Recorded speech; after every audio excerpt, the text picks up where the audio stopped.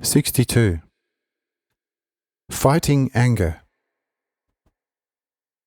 7th April 1847.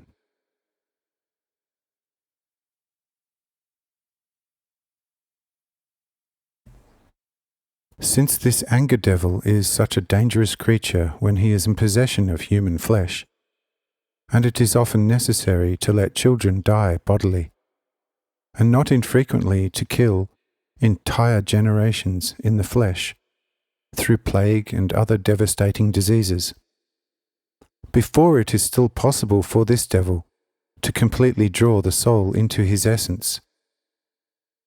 But above all, it is of the utmost importance for every man who has to take care of his own soul, and if he is father or mother, also of the souls of the children, that one knows the just diet and then follows it, by which not only the soul can be saved, but also the body of man can reach a possible highest age for the eternal welfare of his soul, but which cannot happen if people do not know this diet for the most part, and if they know it, but still do not follow it.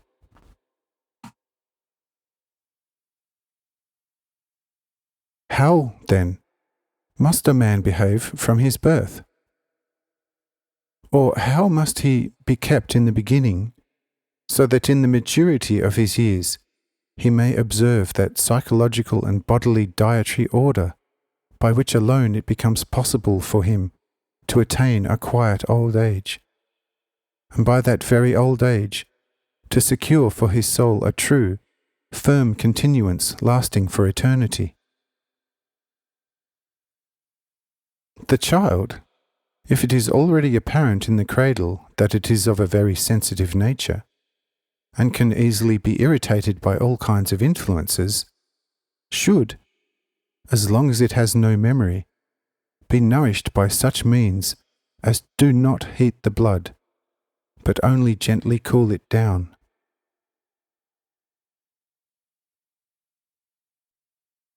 If the mother nurses the child at the breast, she should abstain from spirit drinks, and mainly from emotional upheavals. For by all this, she puts elements into her breast, which are food for this fire spirit. In short, she should abstain from such food and drink products with too much bile, or agitate that which has already been produced.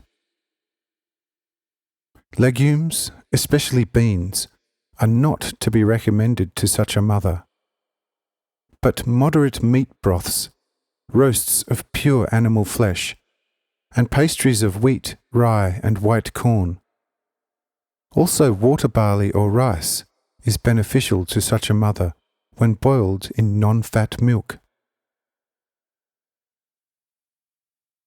But if a mother does not suckle the child herself, but lets it drink at the breast of a so-called wet nurse, which is never really good, then the wet nurse should firstly be well identified as to whose spirit child she is. And if it has turned out that she is a good and gentle soul, then secondly she must observe the same diet in eating and drinking, and in the restraint of her mind, as this very diet is prescribed for the mother.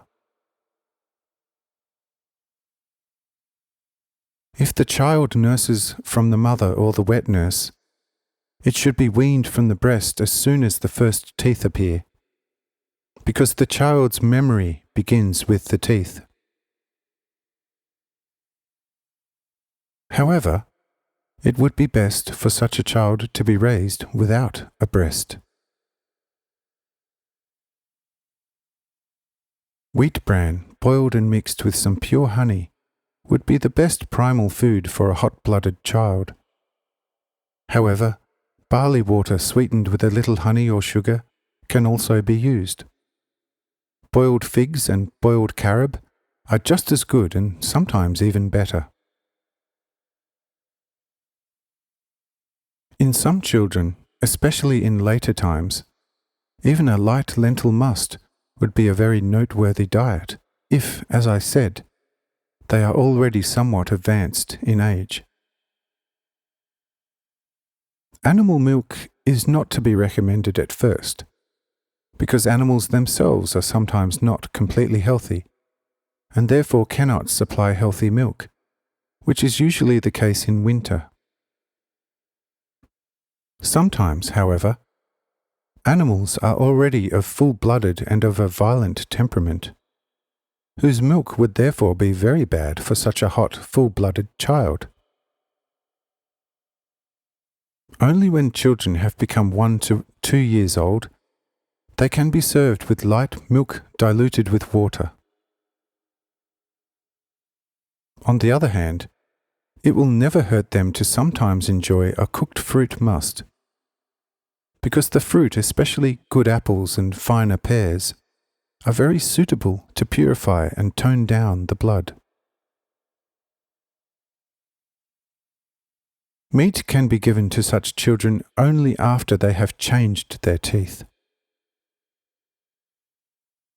If the children, especially those mentioned above, are given meat food earlier, their blood will be nourished too much, their meat itself will be too fatty, and as a result their transpiration tools will become too slimy, from which a lot of dangerous diseases will soon arise for such children. When such children have matured to the point where they can walk and talk, then they should be occupied with all kinds of more quiet, and for the child's mind useful, uplifting games, and attention should be constantly paid that such children never become too heated, neither by movement, much less by a mood effect. Everything must be cleared away that could annoy them in the least.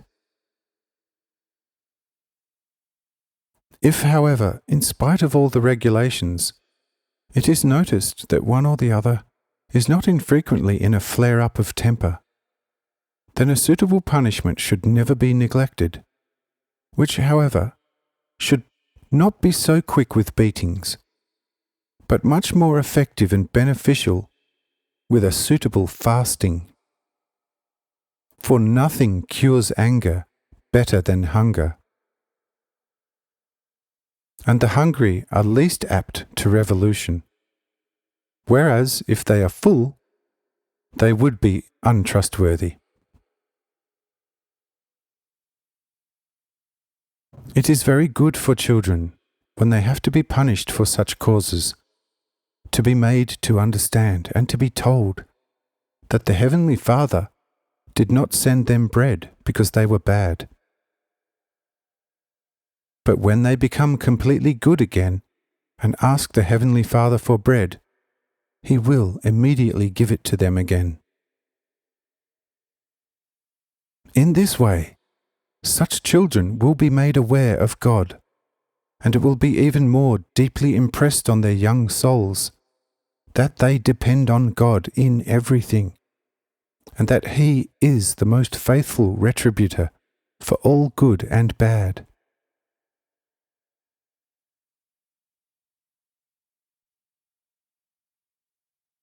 But when such children have become quite calm and demure, then it should not be neglected to show them quite comprehensibly how the Heavenly Father takes quite great delight in them, and calls out to them daily in the morning, at noon, and in the evening, "Let these dear little ones come to me." If the children are guided in this way, they will have few problems later on.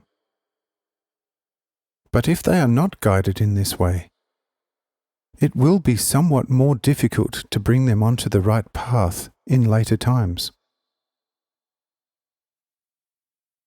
And the proverb will come true, according to which an old tree cannot be bent, except sometimes by lightning and storm. But such a tree seldom escapes without damage. If such children are fully grown up and have already attained perfect self-knowledge, that is, as far as this concept is extended in natural terms, And if they still show noticeable symptoms of exaggerated irritability of mind here and there, they are to be advised, above all, to live very moderately in all respects, to go to bed early, but to get up even earlier, to abstain from spirit drinks for a longer time, as well as from the flesh of unclean animals. Do not visit such places where all kinds of mad spectacles are performed for the bad amusement of the spectators, but especially not those places where dancing and gambling take place. Such places must be avoided for a long time, if not forever in the case of some.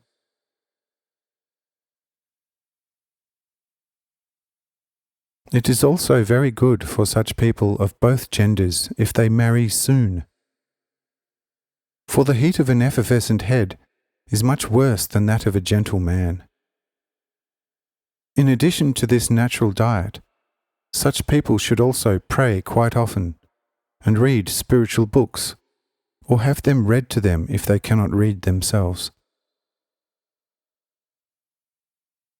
This will strengthen their soul and loosen the fetters of their spirit, which easily becomes completely free when such people embrace my love. And because such people are exposed to a greater temptation than others, they are also, for that very reason, so much closer to my grace, the greater their temptation is. For it is precisely these people who can become something great when they have found the right path, because they have the righteous courage within them. From these people, spiritually taken, ships and palaces are built, as from oak and marble in my kingdom. From sponges and reeds, something better than it is in its kind is not easily made.